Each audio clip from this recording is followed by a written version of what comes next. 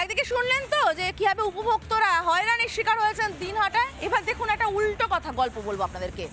যেই আবাসের টাকা পেয়ে গিয়েছেন, বাড়ি তৈরির প্রথম কিস্তির টাকা পেয়েছেন, সেই টাকাটা নিয়ে বেপাত্তা হয়ে গেলেন উপভোক্তা নিজেই। কোথায় ঘটেছে ঘটনাটা? ঘটনাটা ঘটেছে উত্তর 24 পরগনার চাঁদপাড়ায়।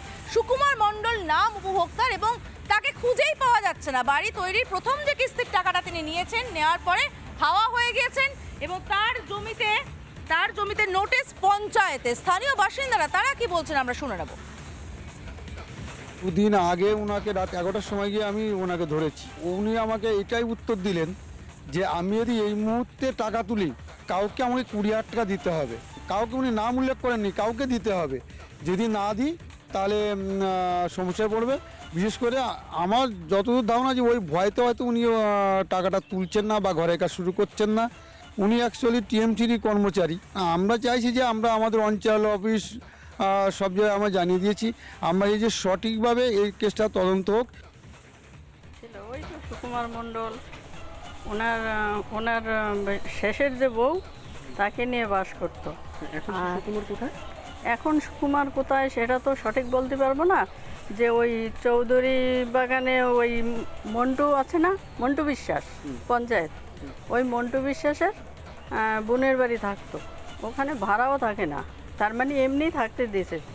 কিন্তু উনি কোথায় এখন জানি না, শুনতাম যে উনি হকারি করছে। কত বছর ধরে দেখেন না আপনারা? কত বছর বলতে আমরা এখানে আসে তো লাস্ট কবে দেখেছেন? আসে, কিন্তু লাস্ট দেখেছি অন্তে 6 মাস আগে।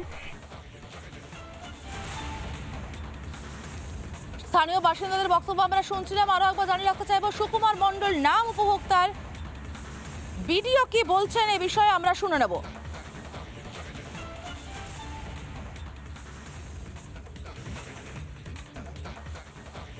নাম হচ্ছে সুকুমার মণ্ডল। আর আমরা এখন তো বাড়ির সার্ভে করছি যে কতদূর কনস্ট্রাকশন করলো। এই সার্ভে করতে গিয়ে আমরা দেখলাম যে ওনাকে আমরা খুঁজে পাচ্ছি না। তো যেহেতু খুঁজে পাচ্ছি না এবং ওনার সঙ্গে যোগাযোগ করেও আমরা পাইনি, তাই গ্রাম পঞ্চায়েত থেকে নোটিশ করা হয়েছে যে ইমিডিয়েটলি বাড়িটাকে কমপ্লিট করা হবে। এর পরবর্তীকালে যদি উনি যদি রেসপন্ড না করেন তাহলে ওনার বিরুদ্ধে আমরা অ্যাকশান নেব। না, উনি টাকা পাওয়ার পরে ওনার টাকা এখনও ব্যাংকে অ্যাজ ইট ইজ আছে। টাকাটা উনি উঠানো উইথড্র করেন। সুকুমার মণ্ডল ওনাকে নাকি কেউ বা কারা চাপ দিচ্ছে যে 20,000 টাকা দিতে হবে যদি বাড়ি করা হয়, এরকম কোনো তথ্য আপনাদের কাছে? আমাদের জানা নেই। স্থানীয় বিজেপি নেতৃত্ব কি বলছেন শুনবো, পাশাপাশি শুনবো পঞ্চায়েত প্রধান তিনি কি বলছেন। সুকুমার মণ্ডল ভদ্রলোককে বহুদিন ধরে খোঁজাখুঁজি করছি, অথচ তাকে পাওয়া যাচ্ছে না। আগে যে পঞ্চায়েত ছিলেন টিএমসি, তার সঙ্গে সবসময় চলাফেরা করতো। এই টাকা পাওয়ার পরে উনি যেন কোথাও উদাও হয়ে গিয়েছেন। কারণ আমার যতটুকু খবর পেয়েছি ওনার কাছে কেউ না কিছু টাকা পয়সা চেয়েছেন, কিন্তু এই যে ব্যাপারটা আমার মাথায় ঢুকছে না, কে টাকা চাচ্ছে এই ব্যক্তি খুঁজে পাচ্ছি না। আমি চাইছি যে টাকাটা কে চাচ্ছে। এই আবাস প্লাসের ঘর নিয়ে যদি কোনো ব্যক্তি কারোর কাছ থেকে কোনো টাকা চেয়ে থাকে, তাহলে সেই টাকা তার বিরুদ্ধে অভিযোগ জানানোর জন্য সমস্ত জায়গা আছে। তাহলে উনিও তো আমাদেরকে সেটা জানায়নি, জানানো উচিত ছিল পঞ্চায়েত অফিসে গিয়ে। কিন্তু আমরা নোটিশ দিয়েছি, যদি এই 15 দিনের মধ্যে সে দেখা না করে আমরা বিডিও সাহেবকে জানাবো, তার মতো সে ব্যবস্থা নেবে। আমাদের ওই এলাকার যারা আমাদের দলের কর্মীরা আছে তাদের সাথে আমরা যোগাযোগ করে এর সত্যতা কি সেটাও আমরা যাচাই করার চেষ্টা করব। নানা ধরনের কন্টেন্ট দেখার জন্য লাইক করুন, শেয়ার করুন আমাদের ফেসবুক পেজ, সাবস্ক্রাইব করুন আমাদের ইউটিউব চ্যানেল।